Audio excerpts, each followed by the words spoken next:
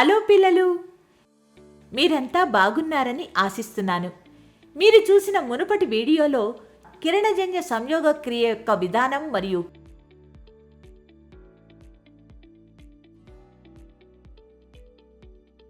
పిండి పదార్థానికి సంబంధించిన కొన్ని ప్రయోగాలు, వివిధ పోషకాలను మరియు పోషణను ఎలా నిర్వహించవచ్చో మీరు చూశారు. ఇప్పుడు పరపోషణ విషయానికి వద్దాం.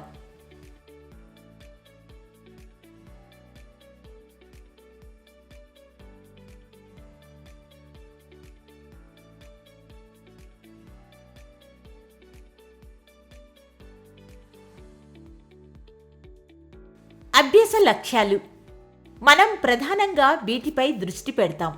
ఇతర పోషణ విధానాలు, ముఖ్యంగా పరాన్నజీవి మరియు సాప్రోఫైటిక్ మొక్కలలో పరపోషణ విధానాలు,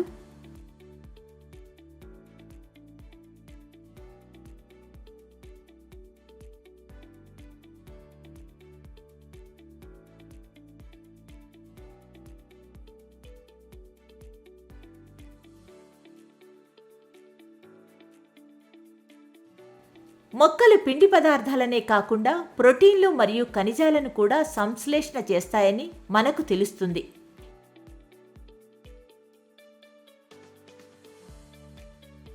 కీటకాహార మొక్కలపై ప్రత్యేక దృష్టి.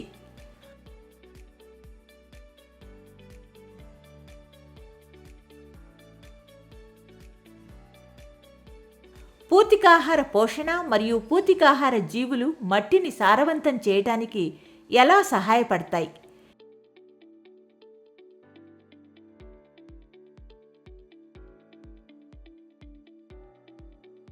తేమతో కూడిన రొట్టెపై మెత్తటి మచ్చలను చూపించే కార్యకలాపాలు.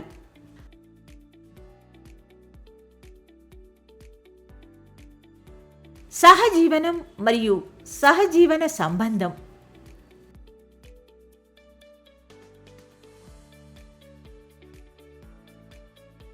కీలక పదాలు: పరపోషకాలు,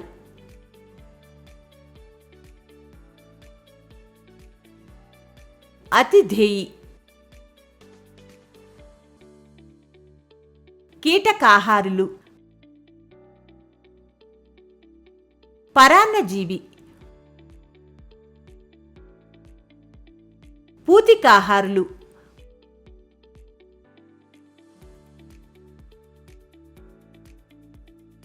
పూతికాహార పోషణ.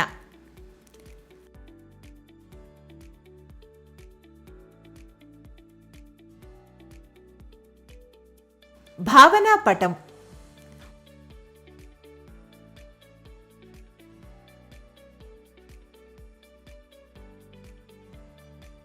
మొక్కలలో ఇతర పోషణ పద్ధతులు. మానవులు మరియు జంతువులు మాదిరిగానే కొన్ని మొక్కలు పత్రహరితం లేని కారణంగా ఆహారాన్ని సంశ్లేషణ చేయలేకపోయినప్పటికీ ఇతర మొక్కల నుండి పోషణను పొందటం ద్వారా మనుగడ సాగిస్తాయి.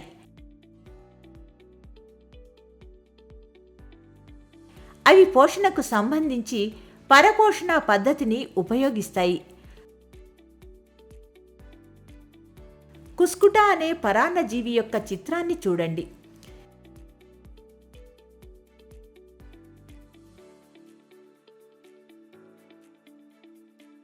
ఇది చెట్టు యొక్క కాండం మరియు దాని శాఖల చుట్టూ చుట్టుకునే పసుపు రంగు తీగలాంటి శాఖల నిర్మాణం కలిగి ఉంటుంది. దీనిలో పత్రహరితం ఉండదు. ఇది తాను అల్లుకున్న మొక్క నుండి ఆ మొక్క అంతకు ముందే తయారు చేసుకున్న ఆహారాన్ని తీసుకుంటుంది. అది ఎగబాకే మొక్కను ఆతిథేయి మొక్క అంటారు. ఇది ఆతిథేయి మొక్క నుండి విలువైన పోషకాలను తీసుకుంటుంది.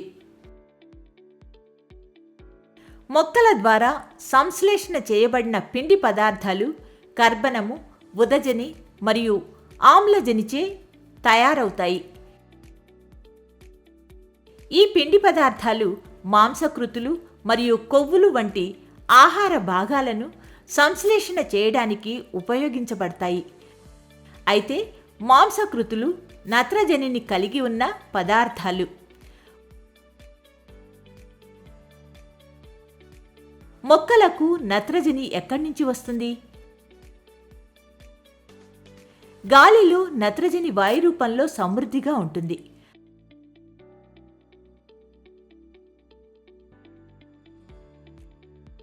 అయితే మొక్కలు ఈ రూపంలో ఉన్న నత్రజనిని గ్రహించలేవు.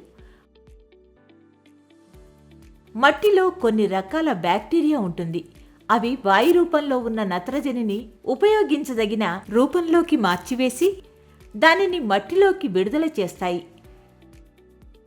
దీనిని నీటితో పాటు మొక్కలు సంగ్రహిస్తాయి. అలాగే రైతులు నేలలో నత్రజని అధికంగా ఉండే ఎరువులను వేయడాన్ని మీరు చూసే ఉంటారు.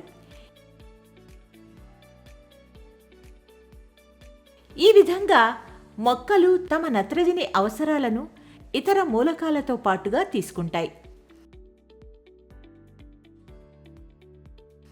ఈ విధంగా మొక్కలు ప్రోటీన్లు మరియు విటమిన్లను సంశ్లేషణ చేసుకోగలుగుతాయి. నత్రజని గురించి మాట్లాడుతున్నప్పుడు కొన్ని మొక్కలు తమ నత్రజని అవసరాలను తీర్చుకోవడానికి కొన్ని జీవులను చంపుతాయనే ఒక ఆసక్తికరమైన విషయం మీకు తెలుసా? వివరాల్లోకి వెళ్దాం. కొన్ని మొక్కలు కీటకాలను పట్టుకొని వాటిని తిని జీర్ణించుకోగలవు. అలాంటి మొక్కలు ఆకుపచ్చగా లేదా మరేదైనా రంగులో ఉండవచ్చు. కీటక భక్షక మొక్క లేదా పిచ్చర్ మొక్క అని పిలువబడే మొక్క నిర్మాణాన్ని చూడండి.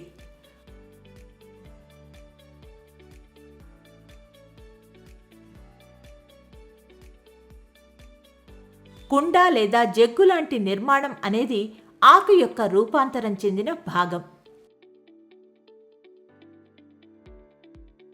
ఆకు యొక్క పైభాగం మూతను ఏర్పరుస్తుంది. ఇది కుండ యొక్క నోటిని తెరవగలదు మరియు మూసివేయగలదు. కుండ లోపల కిందికి పంపేలా ఏర్పాటు కాబడిన వెంట్రుకలు ఉంటాయి.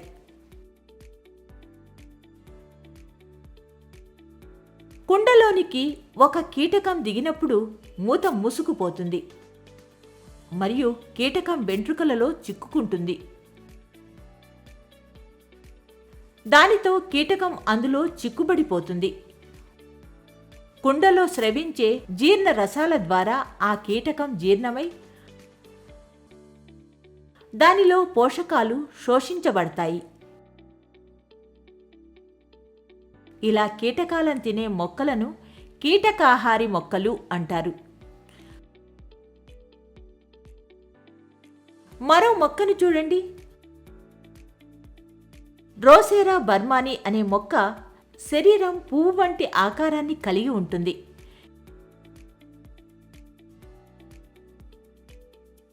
ఇది భూమికి దగ్గరగా పెరుగుతుంది. దీని ఆకులు ఆకర్షణీయంగా గులాబీ లేదా ఎరుపు రంగులో అంచుల దగ్గర వెంట్రుకలు కలిగి ఉంటాయి. వెంట్రుకల చివర్లో కనిపించే జిగట పదార్థ బిందువులు కీటకాలను ఆకర్షిస్తాయి.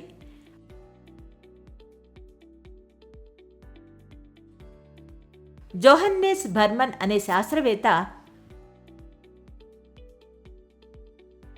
1737లో శ్రీలంకలో ఈ మొక్కను గుర్తించాడు.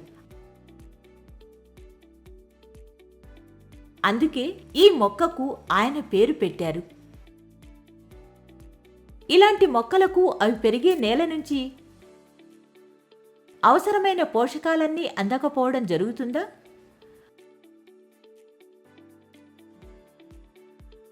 అవును, అది సాధ్యమే. పిచ్చర్ ప్లాంట్ మనకు ఈ విషయాలను చాలా స్పష్టంగా వివరించింది.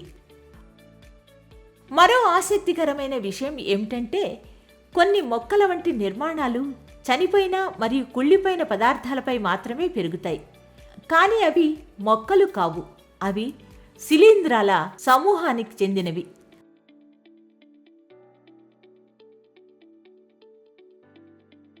అవి మట్టిని శుభ్రపరచడంలో సహాయపడతాయి, అంటే మట్టిని తిరిగి సారవంతం చేస్తాయి. మరింత స్పష్టంగా చెప్పాలంటే, అవి చనిపోయిన జీవులలో ఉన్న అన్ని పోషకాలను తిరిగి నేలకు చేరుస్తాయి. వాటిని మనం పూతికాహారులు అని పిలుస్తాం.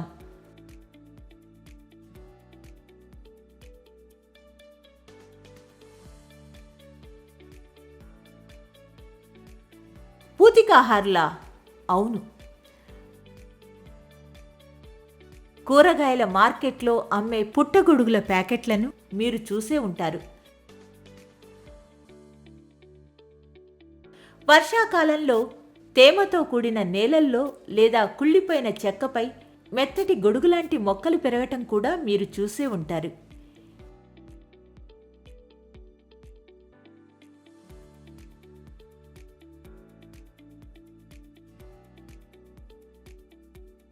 అవి జీవించటానికి ఎలాంటి పోషకాలు అవసరమో అవి వాటికి ఎక్కడి నుంచి లభిస్తాయో తెలుసుకుందాం. ఒక ప్రయోగం ద్వారా మనం స్పష్టంగా అర్థం చేసుకుందాం. ఒక బ్రెడ్ ముక్కను తీసుకొని దానిని నీటిలో తడపండి. తేమగా ఉండే వెచ్చని ప్రదేశంలో 2 నుంచి 3 రోజులు లేదా వాటిపై మెత్తటి మచ్చలు కనిపించే వరకు వదిలివేయాలి. రొట్టె ముక్కపై నూలు దారాలు వంటివి వ్యాపించటాన్ని మీరు గమనించవచ్చు. ఈ జీవులను శిలీంధ్రాలు అంటారు. వాటిలో వివిధ రకాల పోషణ పద్ధతులు ఉంటాయి. ఇవి రొట్టెలోని పోషకాలను గ్రహిస్తాయి. చనిపోయిన మరియు కుళ్ళిపోయిన పదార్థం నుండి పోషకాలను తీసుకునే జీవుల పోషణ విధానాన్ని పూతికాహార పోషణ అంటారు.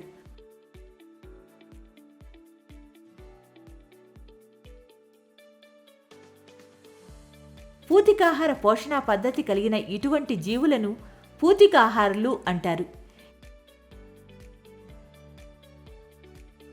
వేడి మరియు తేమతో కూడిన వాతావరణంలో ఎక్కువసేపు ఉంచిన ఊరగాయలు, తోలు దుస్తులు,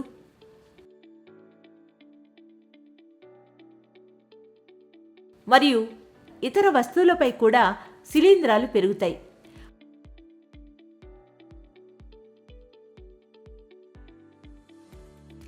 వర్షాకాలంలో ఇవి చాలా వస్తువులను పాడు చేస్తాయి. శిలీంధ్రాల సిద్ధ బీజాలు సాధారణంగా గాలిలో ఉంటాయి. తడి మరియు వెచ్చని వస్తువులపై పడినప్పుడు అవి మొలకెత్తి పెరుగుతాయి.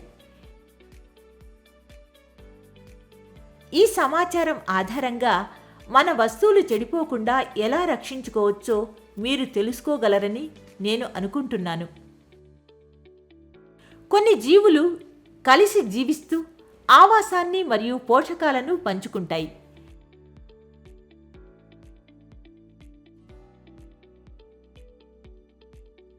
ఈ సంబంధాన్ని సహజీవనం అంటారు. ఉదాహరణకు, కొన్ని శిలీంధ్రాలు మొక్కల వేర్లలో నివసిస్తాయి. మొక్కలు శిలీంధ్రాలకు పోషకాలను అందిస్తాయి. దానికి బదులుగా శిలీంధ్రం మొక్కకు నీరు మరియు కొన్ని పోషకాలను అందిస్తుంది. లైకెన్లు అని పిలువబడే జీవులలో పత్రహరితం కలిగిన శైవలము ఒక భాగస్వామి.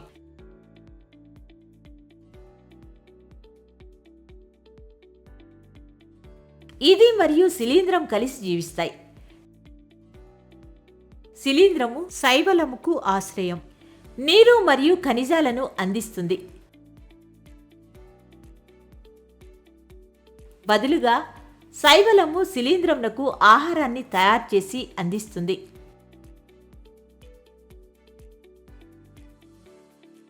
ప్రతి ఒక్కరూ తెలుసుకోవాల్సిన మరో ముఖ్యమైన అంశం, మట్టిలో పోషకాలు ఎలా భర్తీ చేయబడతాయి. మొక్కలు నేల నుండి ఖనిజాలు మరియు పోషకాలను సంగ్రహిస్తాయని మీరు తెలుసుకున్నారు. కాబట్టి మట్టిలో వాటి పరిమాణం తగ్గుతూ ఉంటుంది. రైజోబియం అనే బ్యాక్టీరియా వాతావరణంలోని నత్రజనిని తీసుకొని దానిని ఉపయోగించదగిన రూపంలో మార్చగలదు. కానీ రైజోబియం తన ఆహారాన్ని తాను తయారు చేసుకోలేదు. కాబట్టి ఇది సాధారణంగా శనగలు, బఠానీలు, పెసర, బీన్స్ మరియు ఇతర చిక్కుడు జాతి మొక్కల వేర్లలో నివసిస్తూ వాటికి కావలసిన నత్రజనిని అందిస్తుంది. బదులుగా మొక్కలు బ్యాక్టీరియాకు ఆహారం మరియు ఆవాసాన్ని అందిస్తాయి. అందువలన వాటి మధ్య సహజీవన సంబంధం ఉంటుంది.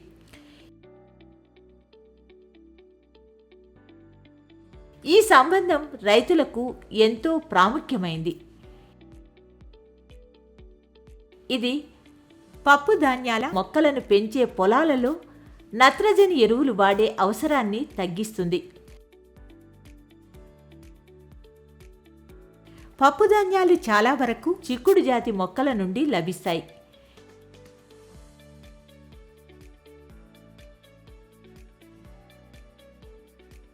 ఈ అధ్యాయంలో చాలా మొక్కలు స్వయం పోషకాలు అని మీరు తెలుసుకున్నారు. కొన్ని మొక్కలు మాత్రమే పరాన్నజీవులు లేదా పూతికాహారులు.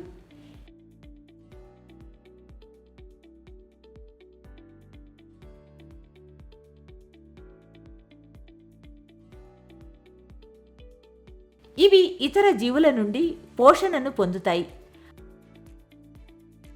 అన్ని జంతువులు ఆహారం కోసం మొక్కలు మరియు ఇతర జంతువులపై ఆధారపడతాయి. కాబట్టి వాటిని పరపోషకాలుగా వర్గీకరిస్తారు.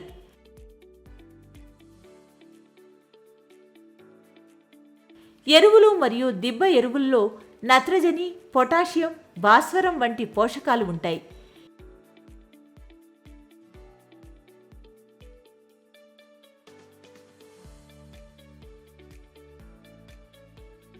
ఈ పోషకాలను ఎప్పటికప్పుడు అందిస్తూ నేలను సారవంతం చేసుకోవాలి. మొక్కల పోషక అవసరాలను తీర్చగలిగే మొక్కలను బాగా పెంచి ఆరోగ్యంగా ఉంచుకోవచ్చు. సాధారణంగా పంట మొక్కలు చాలా నత్రజనిని గ్రహిస్తాయి. అందువల్ల నేలలో నత్రజని లోపిస్తుంది.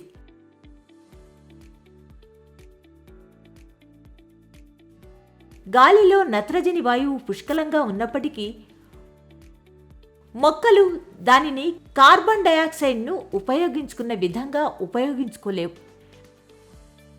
వాటికి నీటిలో కరిగే రూపం ఉన్న నత్రజని అవసరం. మీరు ప్రతిదీ స్పష్టంగా అర్థం చేసుకున్నారని నేను ఆశిస్తున్నాను. తదుపరి తరగతుల్లో మీరు మరిన్ని విషయాలు నేర్చుకుంటారు.